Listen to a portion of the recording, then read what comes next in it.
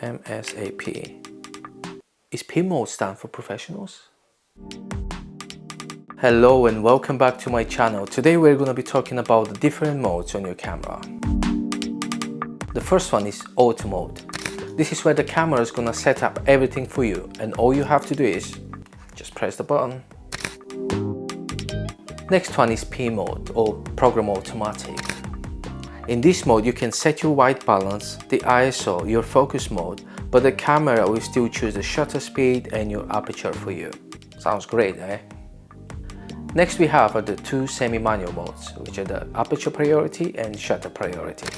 You choose either one to give priority to, and the camera will set the other one to give you a good exposure. So for example, if you know that you want that blurry background, you set your aperture number down nice and low, and the camera will set the shutter speed to balance out the exposure for you. And finally we have the manual mode.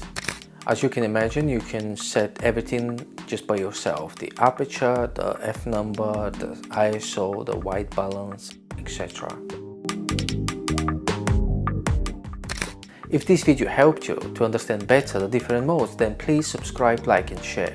Also, don't forget to comment down below. Thank you. See you next time. Boo, boo, boo, boo, boo.